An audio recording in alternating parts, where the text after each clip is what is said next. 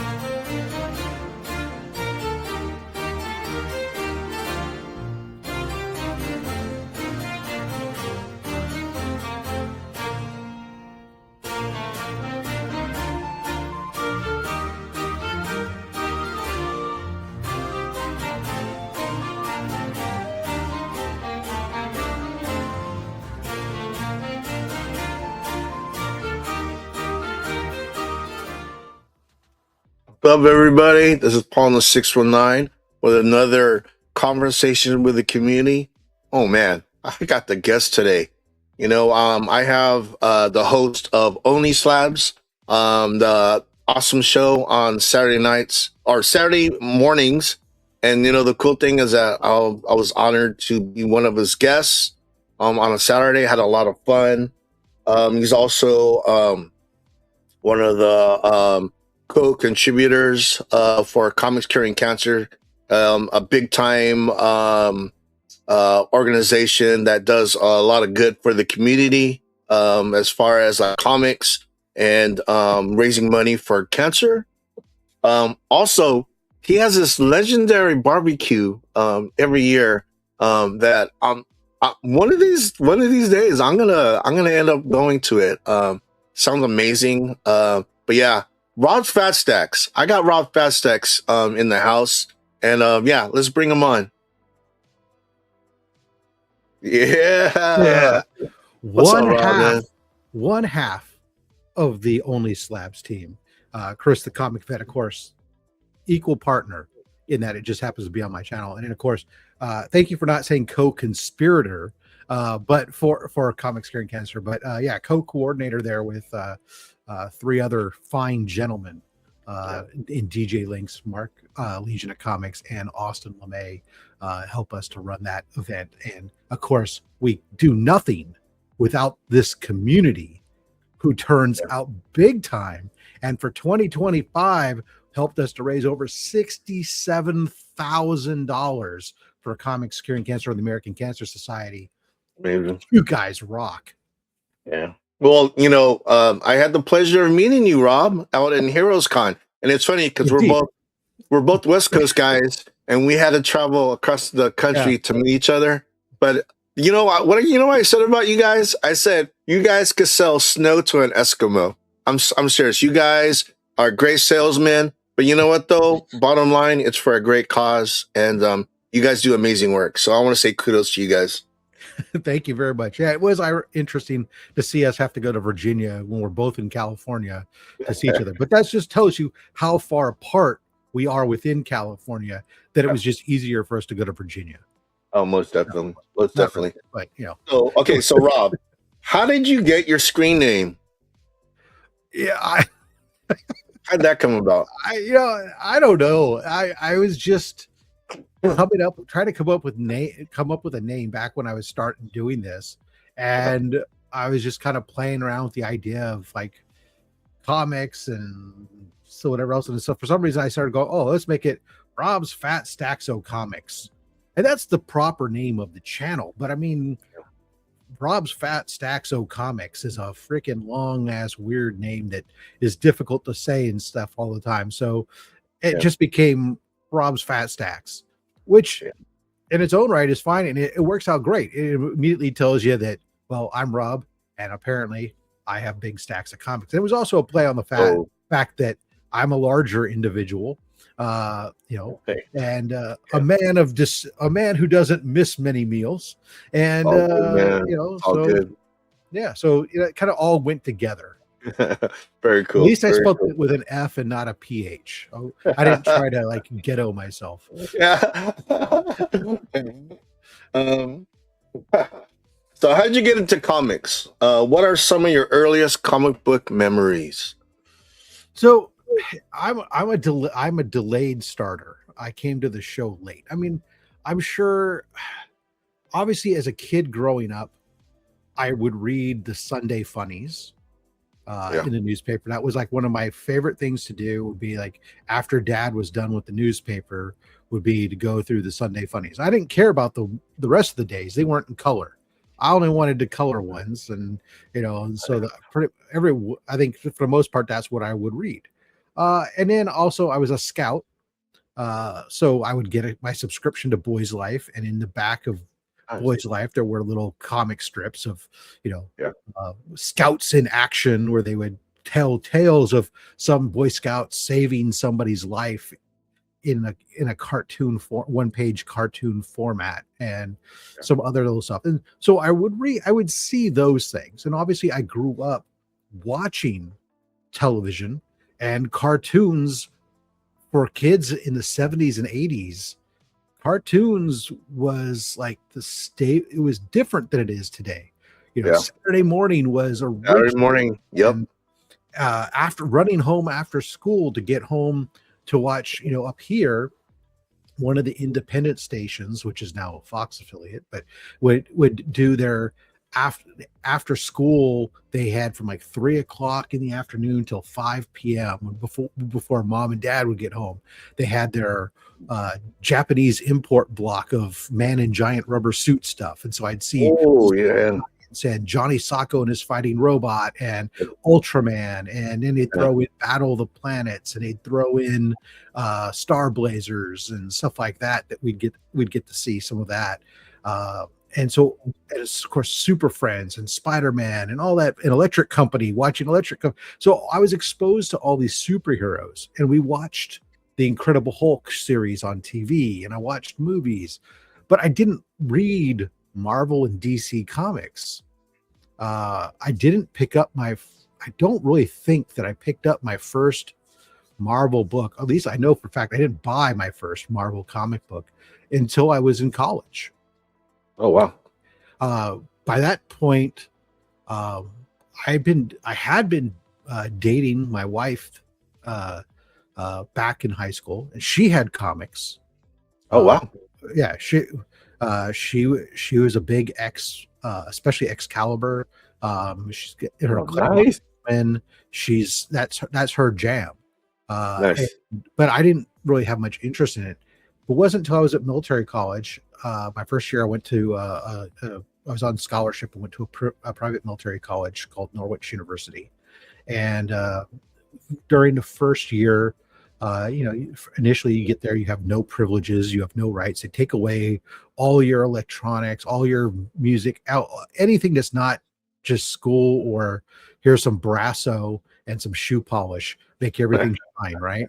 That was, and until we got recognized, and then we actually became full cadets, and then we got privileges.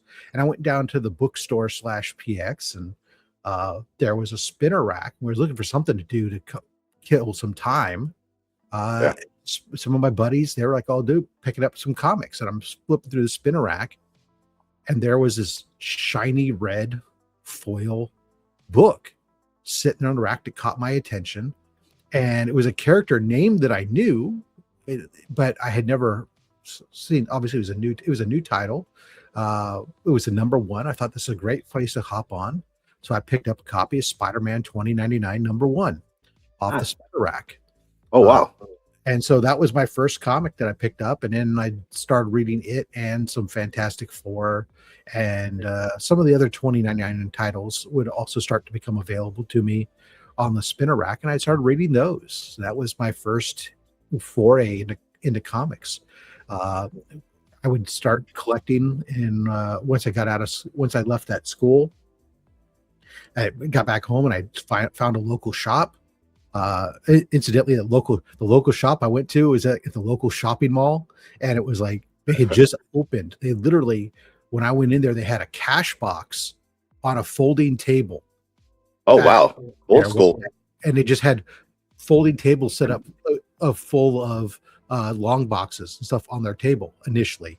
That was like, it looked like it was at a swap meet, right? And that was inside a shopping mall. They had set up that inside their storefront initially while they were getting all their displays set up. So I was going there, started buying back issues, collecting books, reading, getting myself a subscription, being all cool. And I was really into Spider-Man. I was picking up all the Spider-Man titles because at that time there were 4 titles, not counting 2099.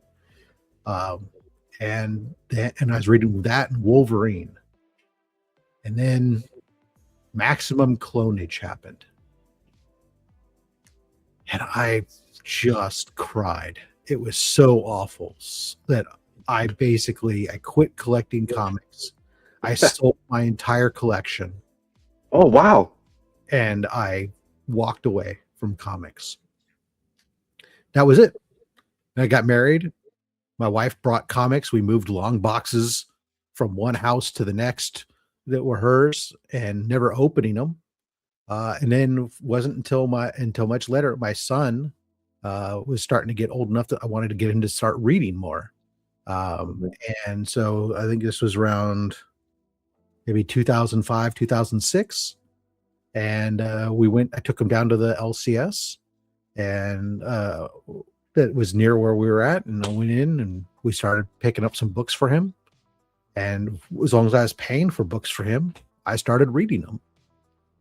And I haven't stopped since. He long quit stopped. But I started reading them. I was picking up books, and I'm reading the Star Wars books. We were reading the Morales stuff, and I started picking up books for myself that, let me go back and start reading the Spider-Man again. Let me start reading this, and starting next, now I'm picking up older issues. I want to get all the stuff I used to have.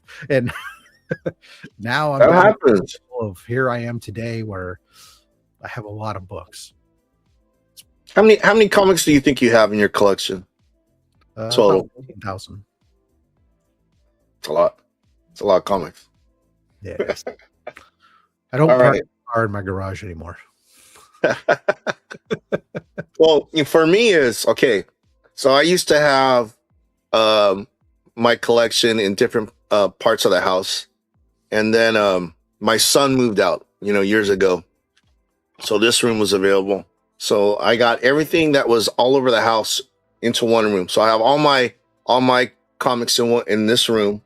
And my wife says I could collect whatever I want, but it has to be within this room. So space is limited. Close the door when people come over. Yeah, exactly. Who or what inspired you to do comic book content on social media?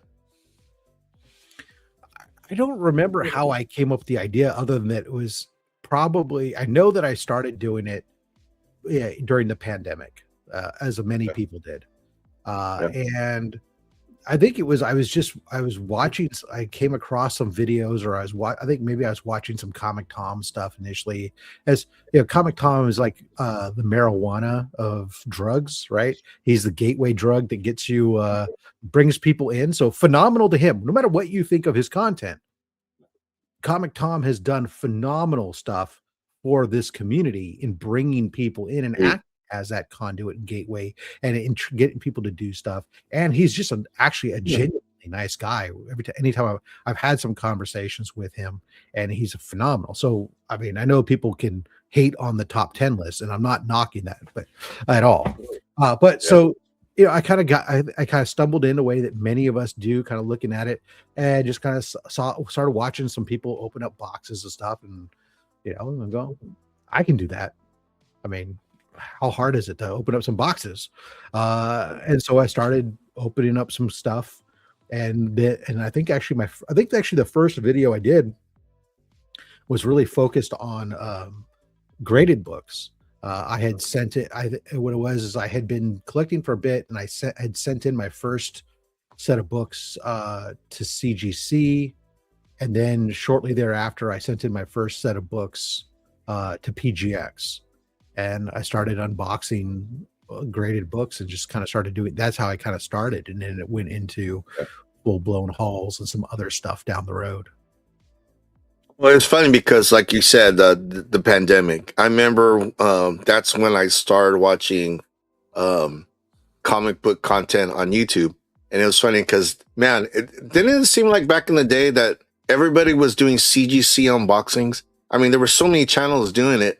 Now, not so many people really do that. I mean, I know once in a while I'll see a video pop up, but man, it would seem like every guy was doing the CGC unboxing. Well, I think there's a reasoning for that, and today too, right? So one, obviously, I think we all had a lot more time, and so we were watching it, and there was no new TV on, so we started watching it. Discuss, that's kind of the thing. Like all the TV came to a screeching halt practically, and so you're like, what else is there? Well, YouTube is fresh and new. I've not seen this before, so let's go find this. All us old folks said, "What's this YouTube you're been speaking of?" But the CGC stuff, people were sending. People were buying. Were at home, didn't know what. Let me send this stuff in. Let me do this. Let me do this, and they had more time to do all this stuff. And at the time, also remember, CGC prices were significantly cheaper than they are today. Yeah, we've had a series here with this latest price hike. That I was talking about this recently with some other folks, because I've been tracking their annual price hikes ever since they got bought. They've done price hikes annually, and their price hike from what it was before they got acquired to what it is today is basically doubled in price. What it costs to send in a book to get graded. So expensive. That slows people down, and book values have also decreased. Remember, during the pandemic, book values were soaring through the roof. Oh yeah, books that really had no right to be were selling for hundreds of dollars. I mean, look, Eternals 1 was selling for $1,000 in a 9.8, right? Now in a 9.8, it's a couple $100 at best. 9.6 you could get for less than $100, whereas it was like $500. So people were grading. Huh? Yeah. There's a lot of cash grabbing. I mean, people were bored. They didn't know what else to do, so they were spending money on that. So they couldn't go out. Do it. So values were higher. People would send in more books to get graded to capitalize on that, flip them and sell them and do whatever else. But now values have come back down. Prices to get graded have gone back up. You're going to see a lot less people sending in books to get graded.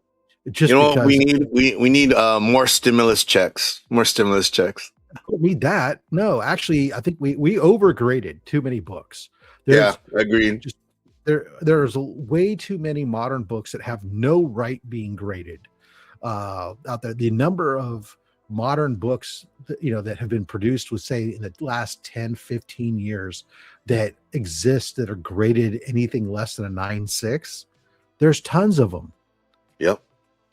They're not worth the cost of grading for the most part, and they had no right being graded.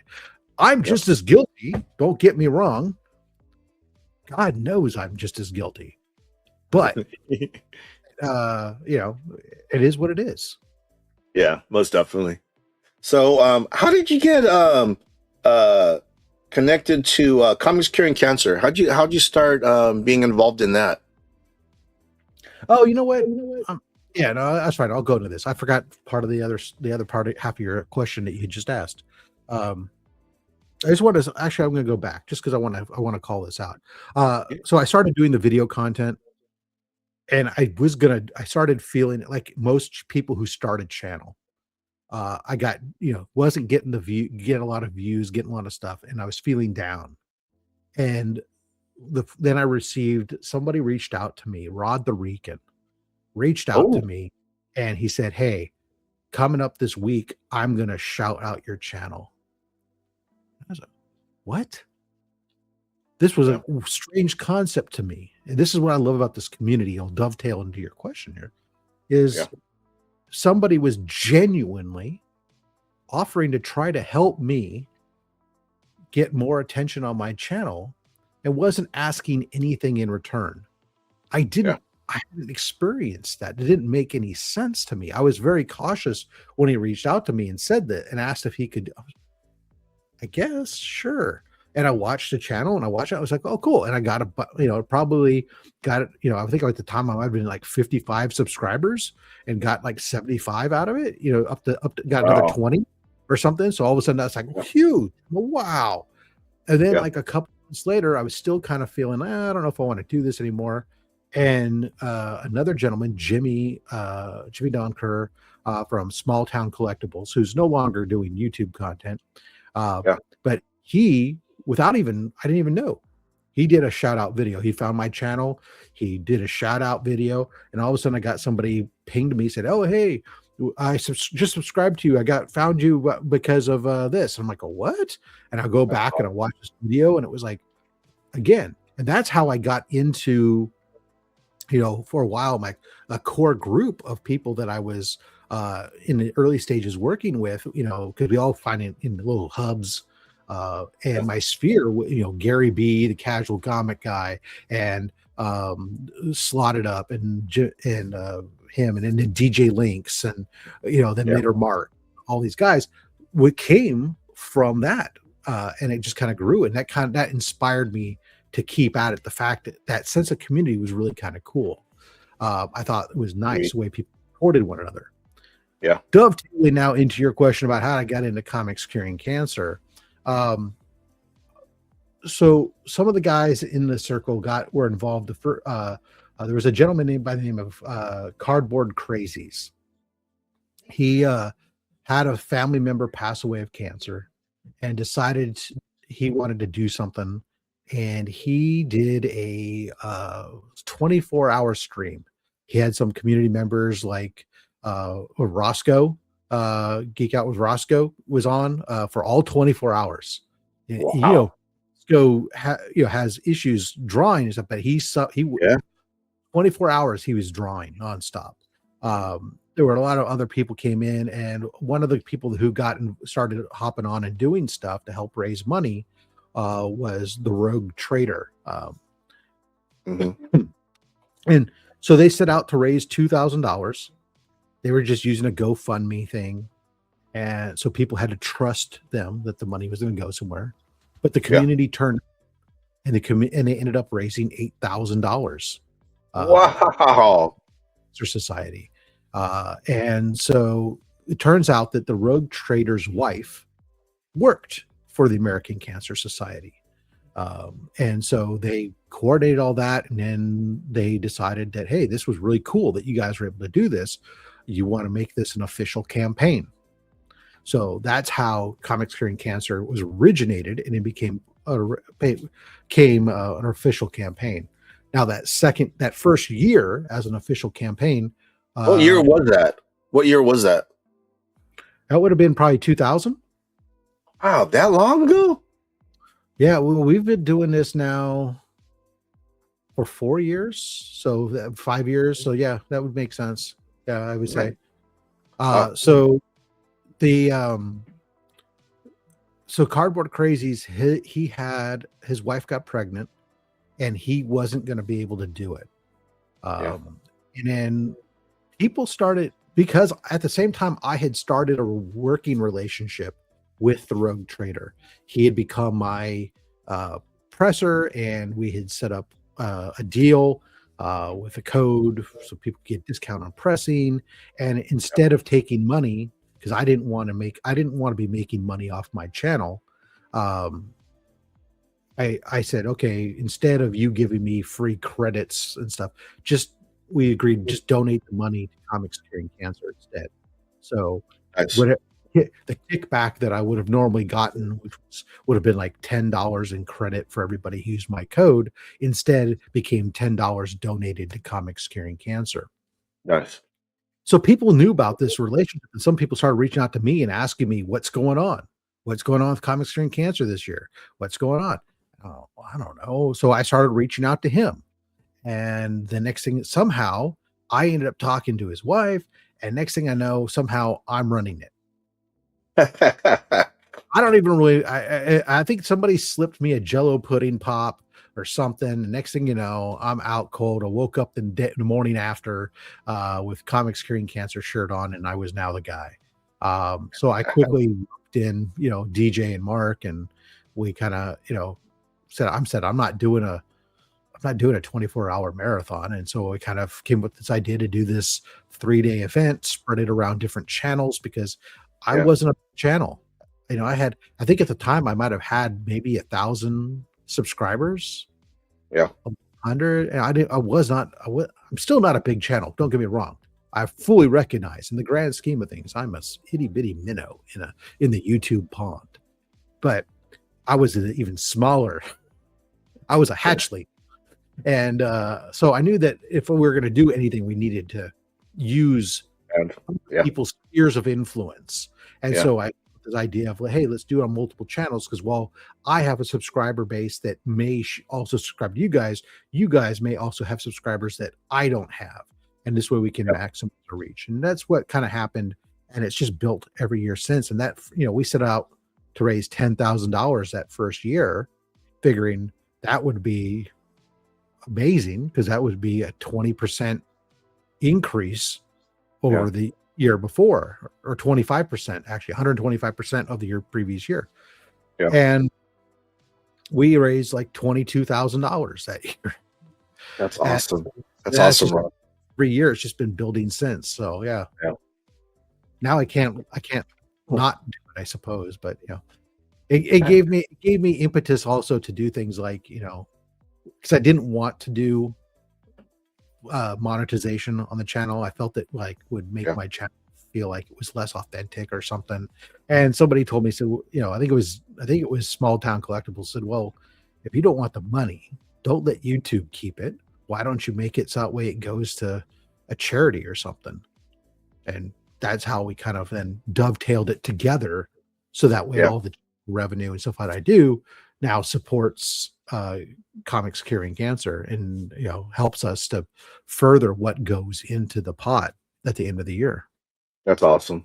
Well, you know what I love too is everybody that's willing to donate their time and energy to you guys. And I mean, you guys have got some amazing artists doing exclusive Comics Curing Cancer comics.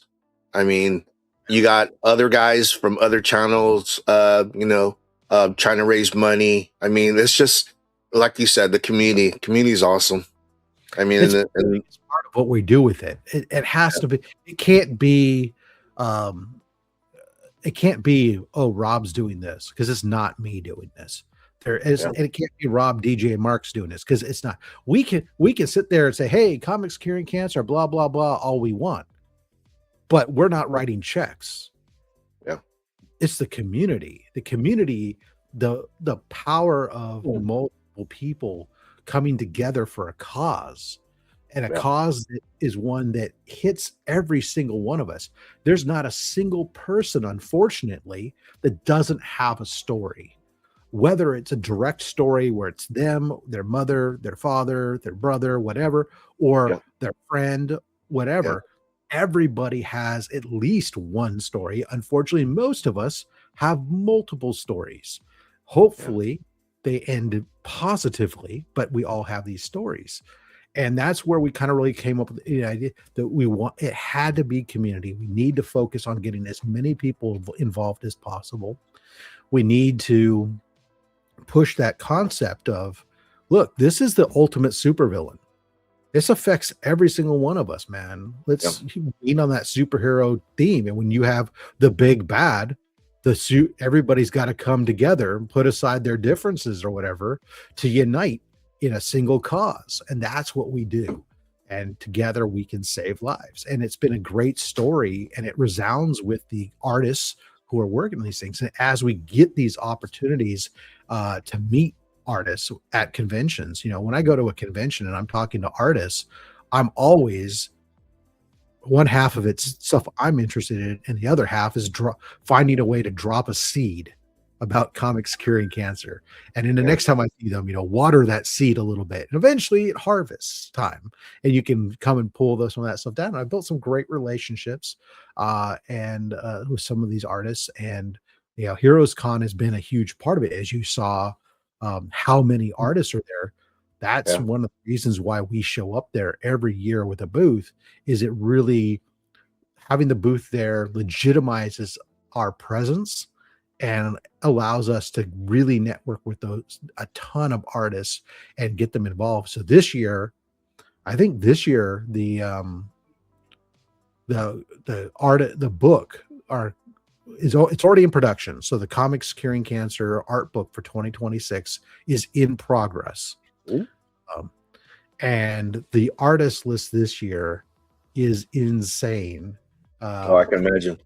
I think it's almost exclusively working comic book artists. I mean, it's great. You got some heavy hitters doing some stuff. So that's awesome. That's awesome, Rob. So let's talk about your Saturday show, Only Slabs. And you said your co-host is the Comic Vet? Yeah, the Comic Vet, Chris, the Comic Vet. He's been my co-host since day one on that show. Nice. When you start that show? Oh God, 240 something weeks ago. I don't know. Actually, probably closer to about 250 something weeks ago. It's been almost 4 or 5 years. I don't know. Oh my gosh, that long? We're well. If you start thinking about it, there's 52 weeks in a year. I take about 6 weeks off a year, so that's about I don't know, 4 years. We're starting season 7. It's gonna be much easier now because I started doing the seasons. Each season is 1 year, calendar year. So it's gonna be much easier. But it started off originally one day. I was looking.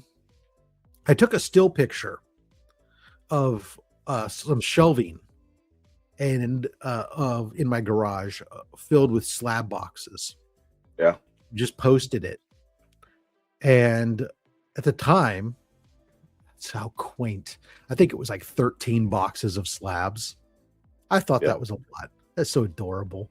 But so there's this stack of slab boxes, and somebody made some comment about doing a show. Oh, you should go through and show those off or whatever. And so I said, oh, okay, cool. So I thought, let's do a show. I'll do a show. I'll call it Slab Hub. Because I thought slabs are sexy, and Pornhub and everything else. We call it Slab Hub. And I didn't want to do it by myself. I thought that me just showing off books and talking to myself would be boring and not as interesting. So I reached out to my buddy Slotted Up, who I was doing a show at the time called Sidekick Talk Comics. And I reached out to him and asked him, say, hey, I got this idea. I'd like to do this. Do you want to do this with me? And he said, oh, I can't. I'm super busy. Got a lot of different things. And my wife wants me to spend more time with her. But I know somebody who'd be great. And he introduced me to Chris. Wow. So I reached out to Chris, and Chris was apprehensive at first because he didn't really know me. And he hadn't yet started doing content on his channel. Really, he was kind of nervous and shy a little bit, but he decided to give it a go. And right off the bat, we kind of hit it off. There was a cadence and a rhythm that kind of just came about pretty well right out of the gate. And it was initially just me showing off my books. Here's my book. Boom, boom. It was just the two of us. And then when I got done with all my slabs, we said, let's keep it going. Let's do his. And so we did his. And then as we started to get to an end of that, we just kind of said, maybe we can keep this going. Maybe we can get some of our friends to come on and show off some of their slabs. And so that's how that became season 2. And was now, I think season 2 is actually called the playlist is called season 2. Now a guest in every episode, like toy surprise in every. And usually the show would become renamed, rebranded into Only Slabs from Hub due to some legal discussions. Surprisingly, not with the adult website, but instead with some other comic book pressers who have since gone out of business. But really, wow, that's amazing. There were 2 guys in Texas that were running a pressing business, and they were also using that name and had a similar logo. Imagine that. We both borrowed inspiration independently from the same thing. We were doing 2 different things, but they tried to claim copyright rule, everything else. And I knew that they were full of shit because we're two different things. It's like, look, there are multiple companies called AAA something that are unrelated. AAA locksmith, AAA plumbing, all these different things. These things exist. You can have it. You're doing 2 different things. I was doing YouTube content. They were doing comic book pressing. Turns out what they wanted to do is they wanted to start doing YouTube content, and I had the freaking thing. Anyways, they sent their lawyers at me, and I tried to get a lawyer to fight them, but I couldn't get a lawyer to get something. And then Chip Getler, amazing gentleman, said offhandedly, well, why don't you do something different, like brand it and be like Only Slabs or something? Because OnlyFans was coming on big and was being known for the adult content too at the time. And so I did a little test marketing, and I had some people say, yeah, they really liked the name. It was a bit more descriptive. And what really worked well for us was at that time was the exact time that OnlyFans was transitioning from their old logo, the script logo, to their OF logo. And so we took that inspiration using that old logo that people knew, but was now no longer being used, and kind of built out the Only Slabs brand from there. Oh, that's awesome. It's a good story.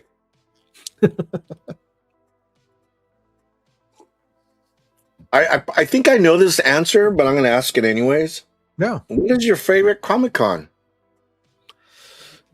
God, Heroes Con has got to be, from a comic book convention, Heroes Con without a doubt, just because so many levels. There's, of course, the fact that I'm a comic book guy. I don't care about all the pop culture stuff. So a lot of these big conventions, the fan expos and everything else, even San Diego Comic-Con, they're not about comics. It's about culture. It's about other stuff, pop culture and stuff. And I don't care about that stuff as much. I don't care to go sit on panels. I don't care, for the most part. What I want to do is I just want to dig through books. And I want to shop for books. And I want to talk to artists, and I want to get some art done. So that's the element of these cons I like. So Heroes Con is, of course, one of the last remaining big, true comic book conventions. For anyone who's never been there, and now Paul's been there, so now he understands how different it is from San Diego Comic-Con or something. Night and day. Yeah, there was last year it was 400, just under 400 artists there, and then on top of that, of the big giant conventions floor space, you basically have 1/3 of it is artists, and then of the remaining 2/3, probably about 2/3 of that is comic books. And then the last little remnant is some other pop culture tie-in stuff that might be there. Not you don't have, booths and booths of weapons and other weird artsy, crafty, stuff. It's comics. There's like 90 something comic book vendors there. And what's so great about it is when I go there, I don't want to, if I lived local, it would be phenomenal for digging through books. But I'm not going across the country to dig for those books. I go big game hunting because first of all, I don't want to try to carry bulk back across the country. Right. But for me, if I'm going to go get a big book, I can go in there, go, okay, I want to look for one of these couple big books. And I can shop. Normally if I go to a convention, say, I want to get a Hulk 181. Or I want to get a Brave and Bold 28 or whatever, right? I go there, I might find one, maybe two copies at a convention if I'm lucky. And it's whatever grade they have, and they know they're the one and only maybe, and it's whatever price they want. That's it. Yep. This year I went there, or even last year when I decided to get Brave and Bold 28. I went, or 2024, I guess is now. So I guess it's 2 years ago now, technically. 2024, I decided I was going to get Brave and Bold 28. I knew what grade I wanted. I knew what price range I wanted. The first thing I did to get there, went around and walked around every single booth and looked to see what there was. There were 4 different copies in the grade range that I wanted with different vendors. I could shop against one another and find the one that looked the best at the price I wanted. Same thing in 2025. I decided to do Hulk 181. I decided I wanted a mid-grade book, a 50, 55 range. I wanted to pay a certain dollar amount. I went there, and there were 3 different vendors with the exact grade I wanted in the general price range, and I could compare books and stuff. And that's something I can't do typically at another con. So that's one element of it. Second, I'm a huge guy for original art, getting sketch covers with 400 artists. Yeah. Awesome. And then third, it's community, baby. Especially now that we have the C3 booth there, we become an anchor spot for the community. Everybody swings by, just about all these YouTubers. I mean, you saw, look at the dinner we put on, that was put on, and we get all these. That was ridiculous. All these YouTube creators that I was fans of, all of a sudden are all in one spot. I was in awe. That was an amazing event. Yeah, it's absolutely incredible. Crazy. That's what makes it great. And that's where I love that. That's what I miss. Unfortunately, I get around here. My friends around me where I'm at aren't into the comics like that. If I go to a local comic show, I'm usually going by myself, unless my youngest is around in town, in which case they'll come with me. Branch off and go do their anime thing. Well, Daddy's looking at this stuff, and that's where I ended up getting into. I was really interested in getting involved in the clubs, was to get to other West Coast collectors and get to meet up with them at some of these shows, so I can get a piece of that same type of camaraderie, community, and having people to do with it. So that's what's been great about that element. I got this cough. Choke people all the time. I don't understand. That's what happens when you're a sexy beast. Getting all choked up, man. I'm curing cancer. WonderCon. Going to WonderCon? Oh, absolutely. WonderCon is probably my number 2 now because of the clubs, right? The last, everything that's gone on. I mean, the clubs have changed. There's been some fragmentation, as for anybody who doesn't know, but we're all, but for the most part, is like there's not like people like it's not going to be like gangs in the street. It's not like the Jets and the comics. We're collecting comics. Exactly. Exactly. So it's just another WonderCon. I really enjoyed the vibe of it, and then of course getting still kind of the home con for at least my club. Know if Black Order's also calling it their home con now, or if you guys are on San Diego or whatever, but we'll see. Yeah. All right. We can't get out of here without you talking about your annual barbecue. So this is a thing, like you have this barbecue and you do it big, and it's grown. God willing, I have the opportunity to at least attend it once. Because man, you do it big. So how did that start? I got married, Yeah. and then we have a couple. Yeah, we were living in an apartment at the time, Yeah. and we just had like summer. Hey, let's have some friends over for the summer cookout or something. And at the time it was nothing. It was like like 4 or 5 people, and we had a little charcoal grill on the balcony where we have some burgers, and I was making some hot wings in the toaster oven. That was that. Nothing exciting. And it just kind of like we started doing, oh, let's do it again next year. And let's do that. And then we moved out of the apartment. We were in a duplex. We had a yard, and have a few more people over. I think, at that time, and I got like I had a half barrel barbecue. I was like cooking brats and doing this. And then eventually, I think it was somewhere in there while I was there, I was in between jobs. So I was doing a temporary. I was working at Lowe's for as a in between gigs, and while I was there, I picked up my first smoker. Let's go. It was just a little cheapo Brinkman smoker. Cost less than $100, whatnot. But do my first. Okay, here we go. Oh, I can smoke a pork butt and do some stuff. Start experimenting with it, and people really dug it. And just kind of like slow. Next thing you know, I had 2. And then I'm upgrading them, and I'm doing this. And along with these upgrades, then eventually we moved into our house that we're in, and we had way more room, and it started growing. And then one year we finally got rid of this dilapidated swimming pool in our backyard. The yard became even bigger.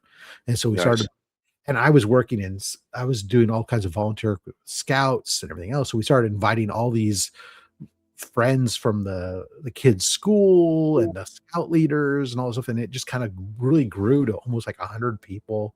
And I was cooking, I think the biggest year we cooked over 200 pounds of meat. Wow. What's your favorite thing? Your favorite thing to cook? See, I don't know. I like. There's a question. Does it mean also tie into my favorite thing to eat that I cook? Whatever you want to answer, man, dude. Because like my favorite thing of all, I mean, I love. It's really tough. Of all the things I cook regularly, probably smoked turkey is my favorite. I love smoked turkey. Smoked turkey too. But brisket is right up there. And Nice. What do you do the cook? At one point, I was doing the cookouts. I mean, we were cooking like 7 different meats. I've scaled it back since then because that was getting out of hand. So now it's usually we cook usually each year now. We've toned it down. We cook about 120 pounds of meat roughly, and we'll do like 3 whole briskets, like 3 pork shoulders. We'll do probably 20 something pounds of chicken thighs. We'll do some linguiça. Oh my God. Every once in a while we'll throw out and we'll do the bacon explosions. I had a light breakfast and I didn't eat lunch. So my mouth is watering. So yeah, I'll go and I cook. Basically what ends up happening is I start cooking about 4:00 in the afternoon the day before the barbecue, and I'm cooking all night long because I have like 3 main smokers that I cook on. Yeah, but you still got to rotate. You're staging and rotating, trying to get everything to cook at the right times and come off, everything else. And so it's an interesting mix. It takes planning, but dude, I can imagine the smells coming from your backyard. Ooh, yeah, damn, dude. One year because we do it during the summer. Yeah. And so people are sleeping with their windows open and stuff. And one year I remember it was funny is at 2:00 in the morning, I'm sitting there and I'm at the time I was making bacon explosion. So bacon explosion is like ground pork and bacon and stuff all kind of mixed together into a roll. Mm-hmm. And so I got gloves on. I've got ground meat on my hands. I'm in my whole cookout gear, and all of a sudden there's a knock on my door. At fucking 2 a.m. Who the hell is at my damn door? And it was a pretty authoritative knock. Yeah. So I'm like taking off these gloves and stuff, and I'm like creeping over to the door to look through the peephole, deciding whether I'm going to grab my shotgun or something, right? And I see there's like lights going on outside there. No. Are you serious? There were firefighters in full turnout gear on my porch, and I'm like, hello? And he goes, yeah, we got a report. And I think I opened the door. I think I actually said, hey guys, you're a little early, I think is what I said. And they're like, oh yeah, somebody called or reported smoke and we have to come check it out, but we can tell you're doing barbecue because they can smell the difference between cooking wood versus burning gypsum and 2x4, right? Very different smells to them. So anyways, I invited them to come back. I said, hey, the dinner will be coming around noon. If you guys want to swing by, come have some. There's be plenty. None of them showed up, but it was funny, having the fire. Oh, that's cool. That's very cool. All right. So my interviews run like 20, 30 minutes. We're pressing like to an hour. And I have all these questions and I haven't even touched it. Let's roll. Having a good time. So we've talked earlier about Heroes Con. You're gonna skip this year?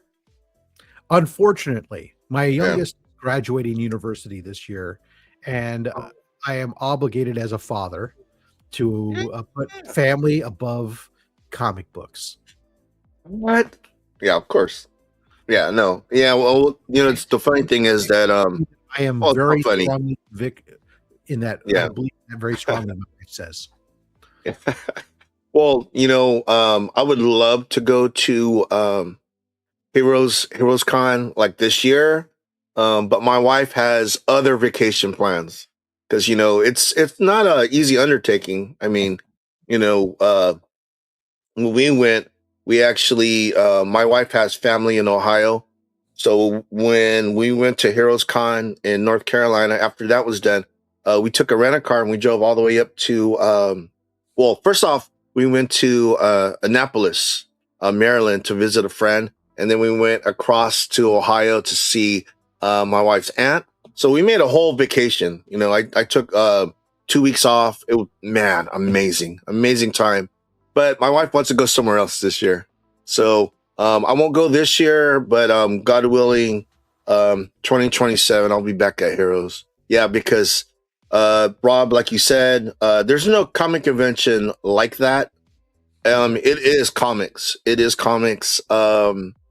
In the purest form, it's just, it was crazy. And the vendors, like even on the bigger shows, you're not going to see that many vendors like you see at Heroes. Crazy options, like you said, shopping. So yeah, most definitely. But let's get into some of these other questions that I got here. What comic book character do you relate to the most? Probably, I think the most relatable comic book character there is for most comic collectors, if they're really honest with themselves, is probably Peter Parker, the classic Peter Parker. Whether or not you were a nerd, a very smart bookworm type guy or not, a lot of us, I should say, I don't want to say speak, if we're going to use generalities, right? A lot of us can relate to not being the guy who fits in 100%, being somewhat awkward. And I think that's what was so great and why Spider-Man appeals to so many people, and why fans really want Marvel to stop screwing with him, is simply that we can, when you go back to his origins, he's a super relatable guy. He somebody who was going through stuff, didn't fit in, wasn't the popular kid, wasn't the most physically gifted stuff, and he comes into some stuff, but he learns to be humble about it. But initially he does try to take advantage of it, like most of us would. Oh, hey, let me go do this. I'm going to go do that. I don't care about anybody else. I'm not going to do this, but learns that there's consequences for acting like that. and then that haunts him and affects him of the rest of his life, and really kind of shapes who he becomes. And he's even today he's not perfect. He's flawed. There's a reason why he doesn't stick on teams very well. He's not a team up guy. Most superheroes don't, they might respect Spider-Man, but they don't necessarily see him as a team guy. He's an individual player, so he doesn't play well with others long term. Yeah. But so I think he's super relatable. Whereas a lot of other characters, there's other characters. I think Marvel did a really good job of building characters that were somewhat flawed. Whereas DC, I think it's harder for me, at least, to relate to a lot of their superheroes, because so many of them are essentially like a pantheon of gods. And while you can relate to, say, Superman, if you're from the Midwest, I know people have told me, I can relate to Superman's upbringing and all this other stuff. And that's great. I don't have that, so I can't make that connection. And so therefore he's just a space god that, okay, whatever. So do you consider yourself a Marvel guy or a DC guy? I did so I do, because if my gut reaction is I have to pick one or the other, my gut is to say Marvel. The reality is today I probably read about 50-50. It wasn't until the New 52 before I started reading any DC. New 52 served, as maligned as it can be for people, it served its purpose. It did what it intended to do, which was create a starting space for people to get on board. John's, and I was one of those people. I got on board, especially with Batman, and which was, of course, a phenomenal story with the Batman in the New 52. And I've been there since, and most of my DC is Bat centric, the Bat family, the different elements of it. As I've really kind of gotten into that and really kind of grabbed a hold of it. I think there's some of the more relatable characters there. Well, it's funny though, because my answer is kind of similar. As far as, growing up, I read just Marvel. I didn't read very much DC, but nowadays, I read more DC than I do Marvel. I read very little Marvel, believe it or not. But as far as grails, all the grails that I try to go for are Marvel grails, That's pretty easy to explain, I think, for the most part. Like Marvel, you got to remember, Marvel doesn't start as a publishing company officially until the 60s, right? Yep. Most of their characters that get created as new first, if you're looking for Grail's first appearances, everything else, most of their characters make their appearances in the Silver and Bronze Age period. Yep. They're much more easily obtainable. There's a lot more of them. In a variety of conditions, everything else. And of course, the Marvel movies have brought them forefront. DC characters, most of them already existed. And so you get people who pick it up. Their first Silver Age appearance. Okay, we might assign value, but that's like saying that that's like a Spawn newsstand saying, I'm giving extra value to this because of this barcode, simply because I want to make it different than the 8 million flipping copies that exist, right? It's still Spawn 1. Well, first Silver Age appearance of the Penguin still is not the first appearance of the Penguin. It's first Silver Age. Yeah, you say that. I totally agree. So what comic books do you read like today? Like, what are some titles that you enjoy reading? See, now you separated it from which do you read and which ones do you enjoy reading. Thanks. Those are different balls of wax. Oh boy, here we go. So I really enjoy the books that, like right now, Transformers, which I was never a Transformers guy until this Daniel Warren Johnson run started.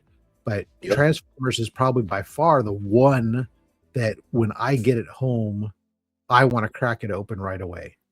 And I want to read it. Right up there is Ultimate Spider-Man. Um, I've loved the Ultimate Spider-Man universe. I've loved how they were able to do it well with the story elements that for the first like 10 issues, we barely saw him as Spider-Man. It was just a lot of storytelling, but it was really good storytelling.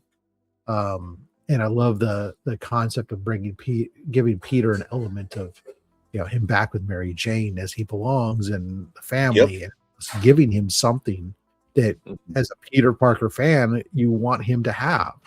I don't want him constantly downtrodden and like, how can you keep getting up in the morning if everything's constantly shining on you? Right. But and then Batman, I enjoy reading Batman. Cool. I'll read, and then as a record, then I read Detective Comics, and I read Spider-Gwen. I read Star Wars as a Star Wars nerd, but I only read the main title now. And Dr. Aphra. I used to read everything, but it just kind of got yeah. Yeah. And I'm always on the lookout for something that just kind of catches my eye suddenly. Like the biggest surprise to me for 2025 was Pinopocalypse. That one came out of nowhere. I don't know how I decided to pick it up off the rack. I think I just saw a copy of it. I was like, this is so weird. What is this?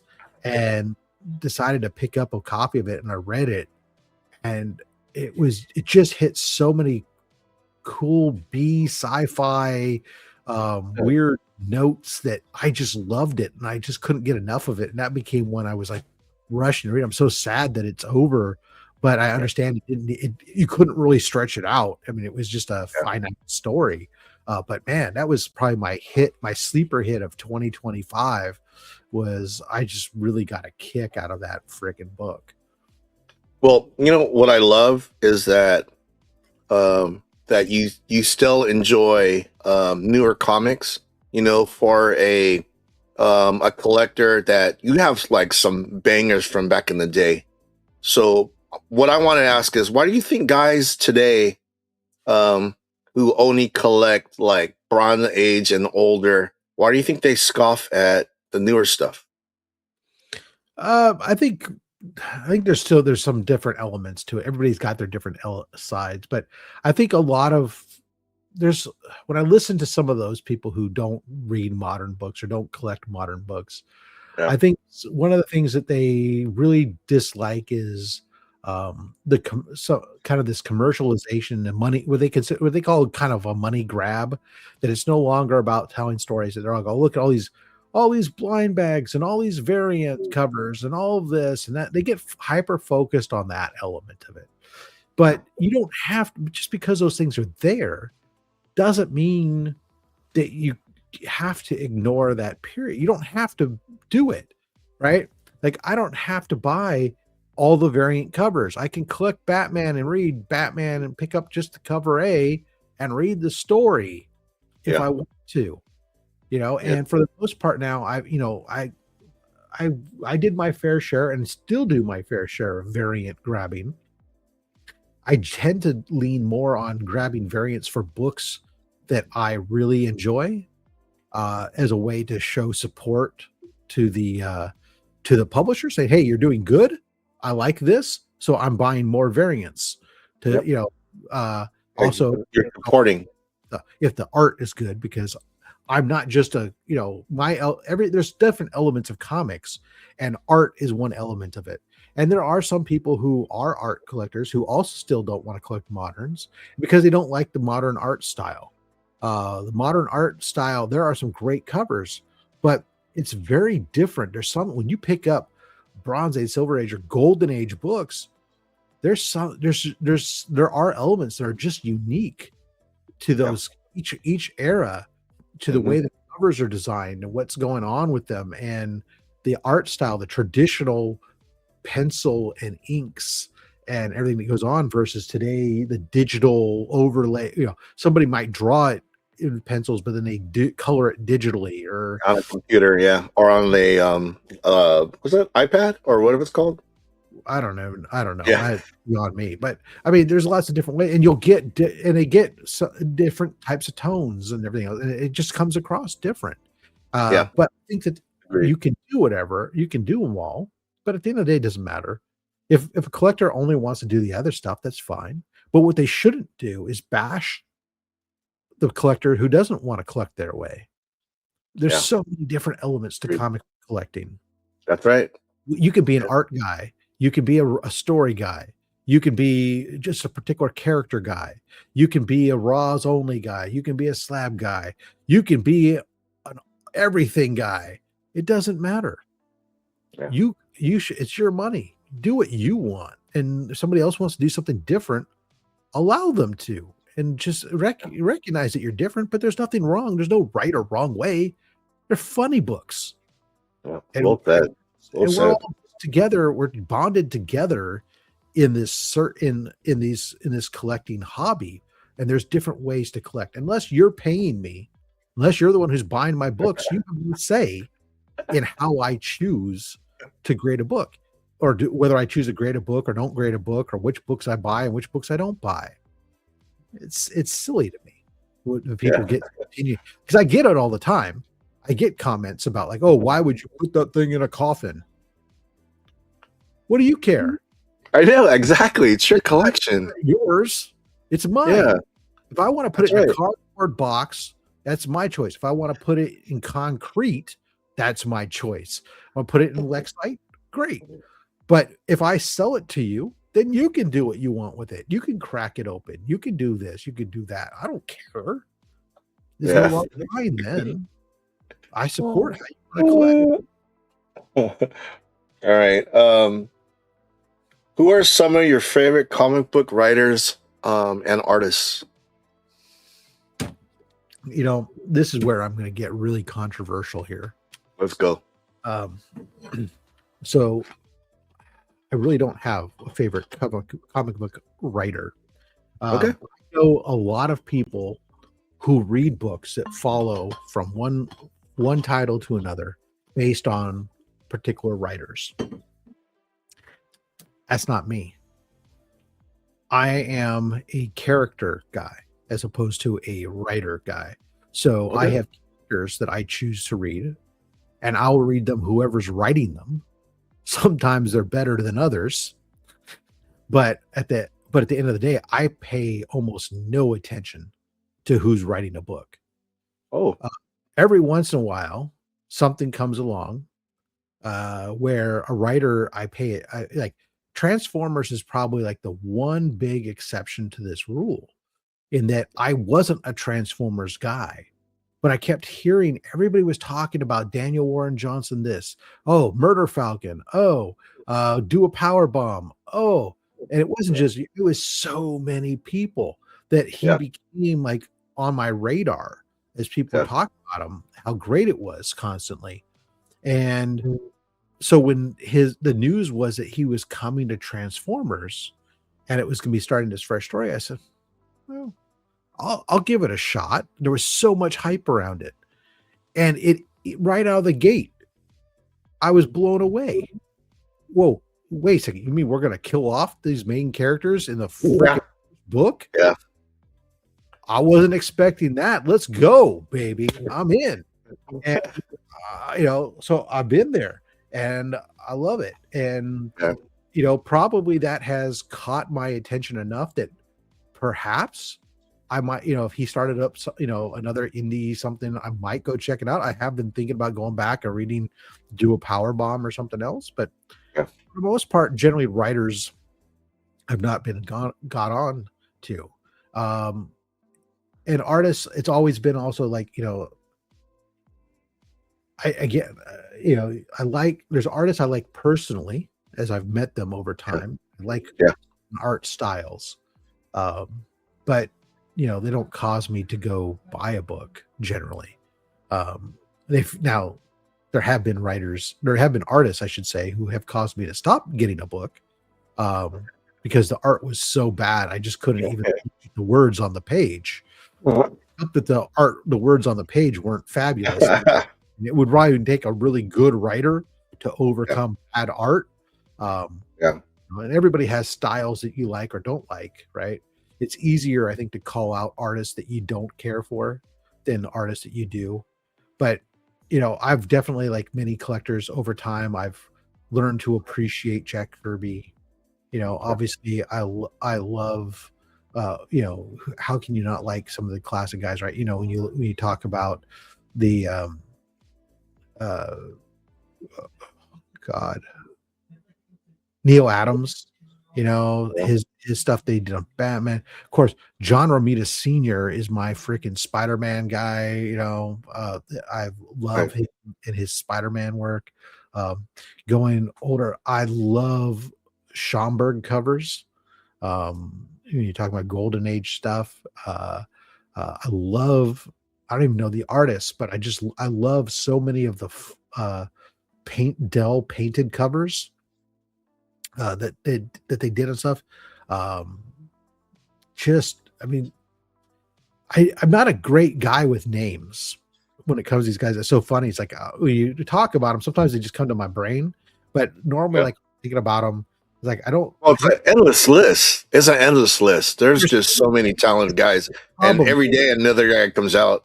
Right. You know what I mean, talk about somebody, then all of a sudden you're forgetting about so many other people. Yeah, exactly. Are great, and there's elements of everything alike.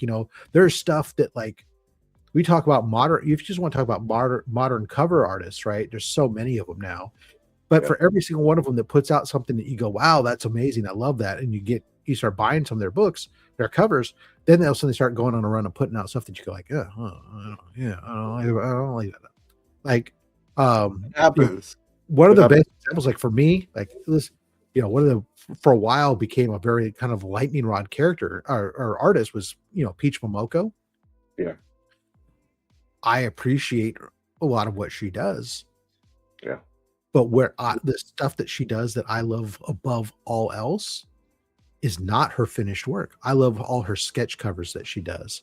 Because when they publish a Peach Momoko sketch cover, it's different than like when you buy a normal, and I'm not talking about like a one-off. I'm talking about like a mass-produced sketch cover. You'll get if you get like a Jim Lee sketch cover, it's called, that's the variant name. It's highly polished finish. It's basically, it's the final line drawings with no color. Right. And that's what most sketch covers are.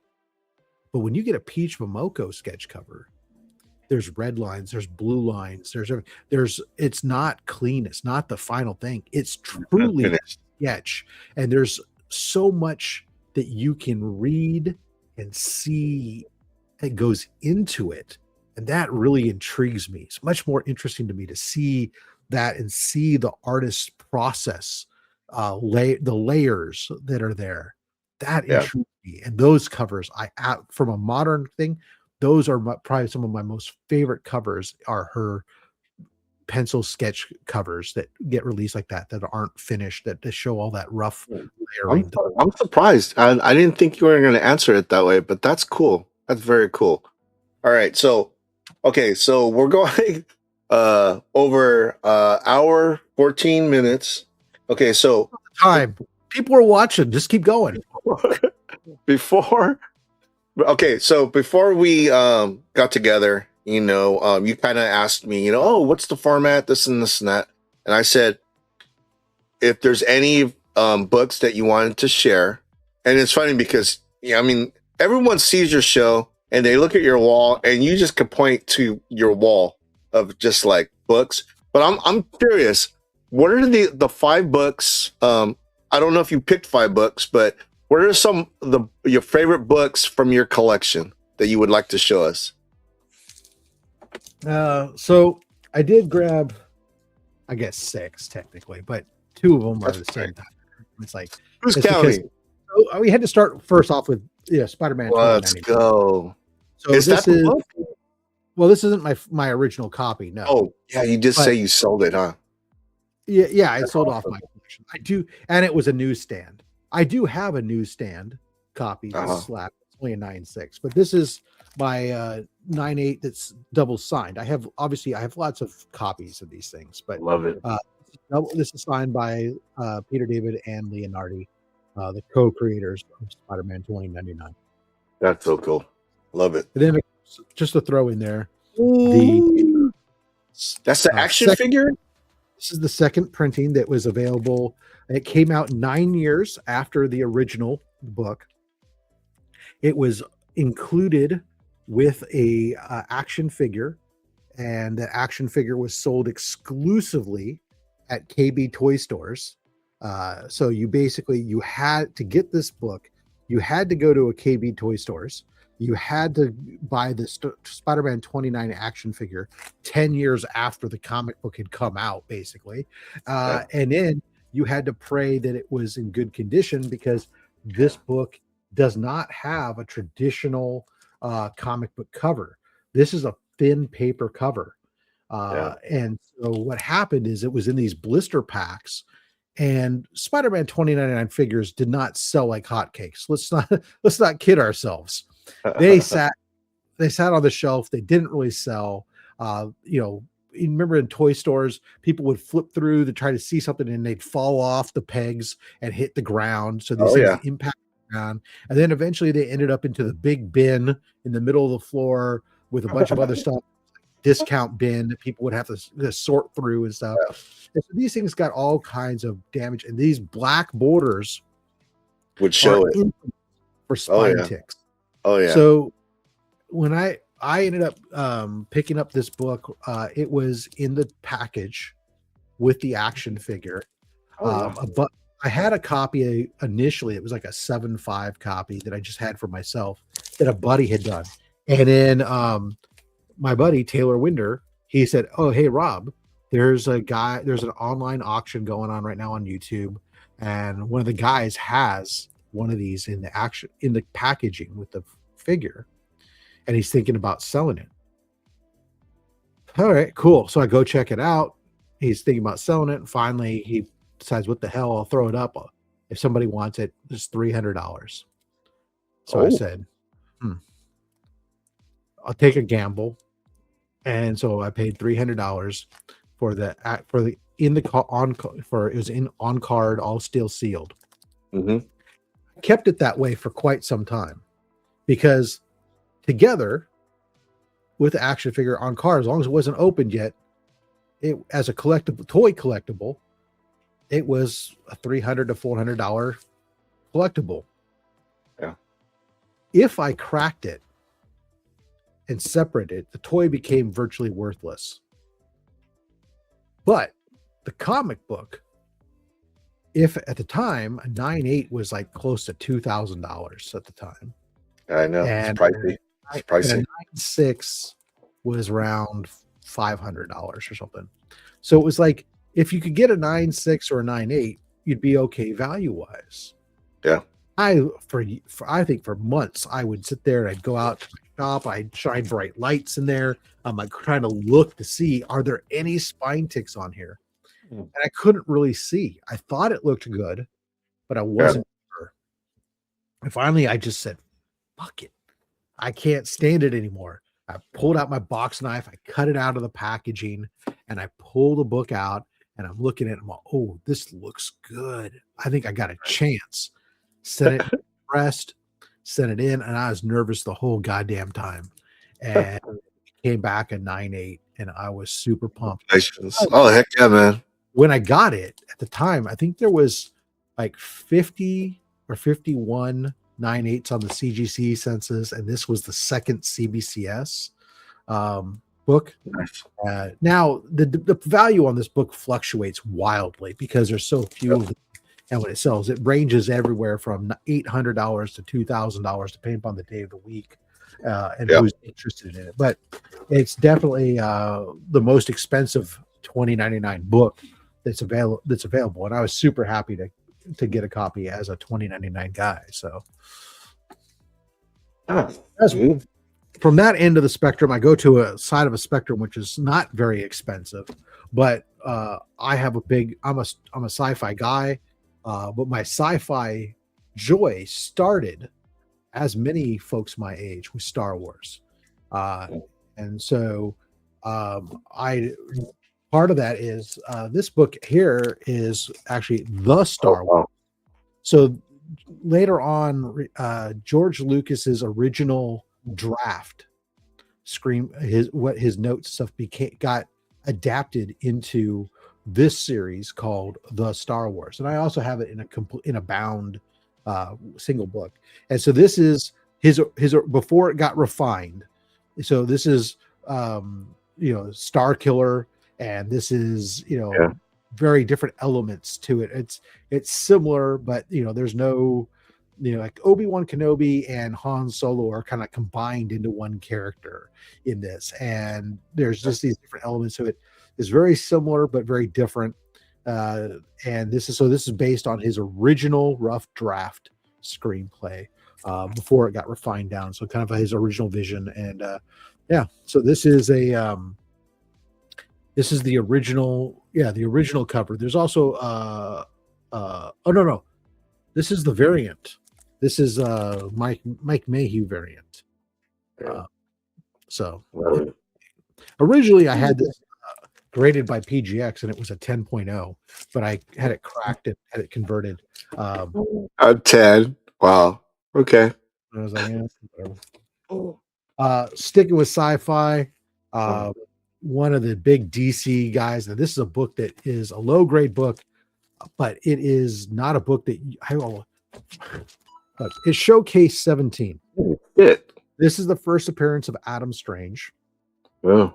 In a 2.5, this book is around a $750 to $950 book at any given time. And it's like one of these books where you go like, why is it so expensive being such a low grade? And the answer to that is that they don't exist in a high grade. I thought for the longest time to myself, man, I just don't see it in a high grade. And then one day I did some research and I realized that I think the highest graded book copy of this, I think there might be one that's a high grade, but for the most part, everything's a 5.5 or less. Wow. It just doesn't exist in high grades. And these books just, people read them. They got, there's so much black, they got folded, they got creased, everything else is crazy. But I'm super happy to have Adam Strange, sci-fi, big DC sci-fi character. Yeah. So we had to have that. And of course, when you talk about sci-fi characters, you go to the Golden Age. One of the kings of it was Flash Gordon. This book here, this is from 1948. In an 8.0? In an 8.0, yeah. This is my biggest graded Golden Age Flash Gordon book. Wow.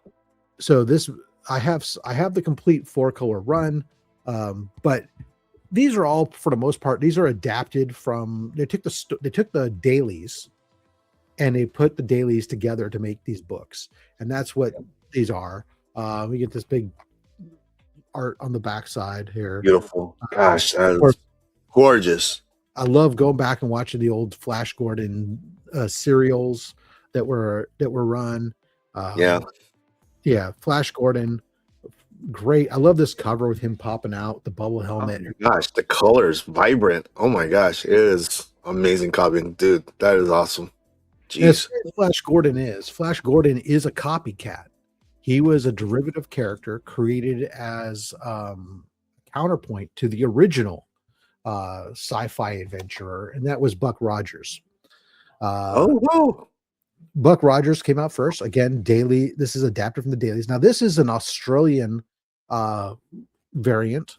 There was one of the bigger series that ran for the while in the Golden Age was Buck Rogers in Australia. This is from 1951. This is a 9.6 graded book. I sent this in raw. These are really interesting. Again, even the covers are like news stock. So it's a 9.6 grade book. It is a 9.6 grade book with the Golden Age bump. And if you don't know what that means, Golden Age books get a little bit more leeway. Because it does have the big flaw is right down here in this corner on there. But aside from that, this book is beautiful. Is that the highest graded of that copy? Oh yeah, absolutely. Yeah. I was gonna say, dude, that's the only one. I don't think there is another copy graded, to be honest. It might be the only graded copy as well. Jeez, dude, that's awesome. But that's awesome. Yeah, but because it's an Australian reprint, people go like, oh, yeah, whatever. But it's a 1951 reprint. Yeah, exactly. And what is it reprinting? Well, it's reprinting the dailies. It's not like a reprint of another published book.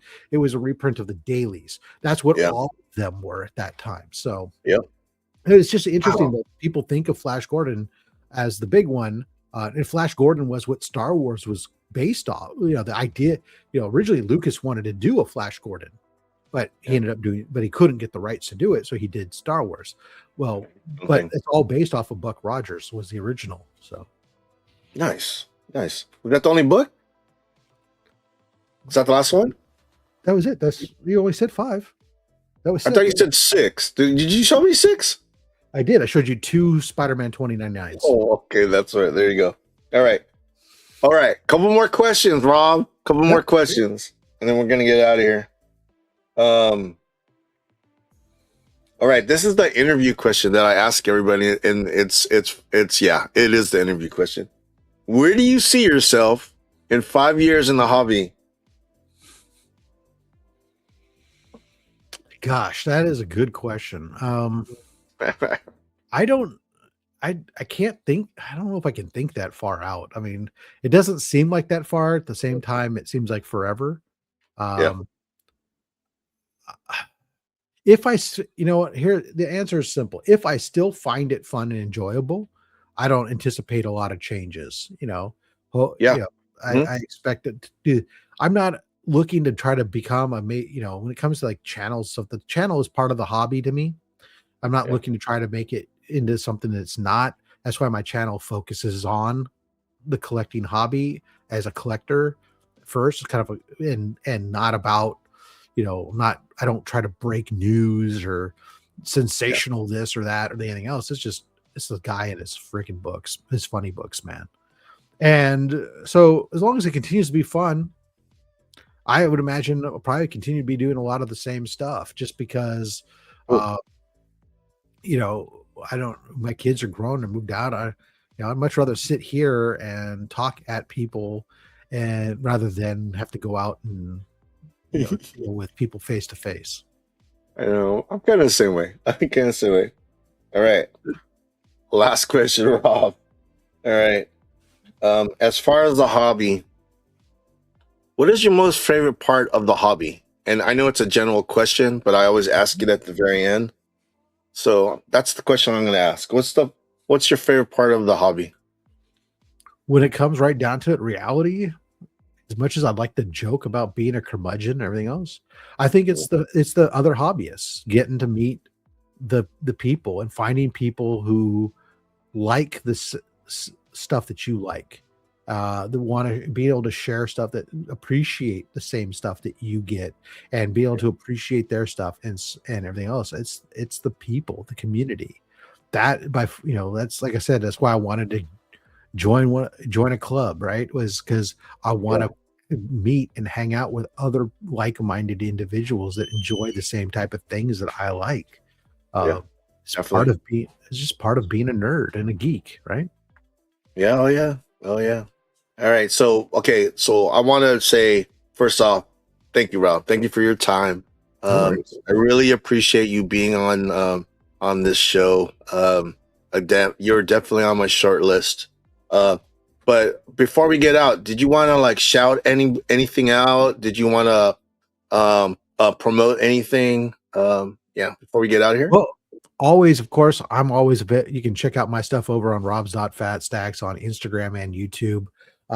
You can check out Comics Curing Cancer on Instagram and Facebook, as well as you can go to comicscuringcancer.org and check out our site. We still have links to merchandise as well as some exclusives that are still available, with all that money going to support or going directly to the American Cancer Society. So by all means, if you hate cancer, please check that out. Give us a follow. If, however, you love cancer, well, you're going to hell, but that's okay. And I'll be remiss if I don't say, hey, of course, guys, support your community, support one another. Whether you're just doing it individually, whether you're a member of the Black Order, whether you're a member of the Black Sheep, whatever, man, we're all into the hobby just to collect funny books, man. Let's have man. Let's have fun. All right. Well, Rob, again, thank you. Everybody that's gonna watch this, thank you so much for your for watching. I appreciate you guys. Everyone, take care.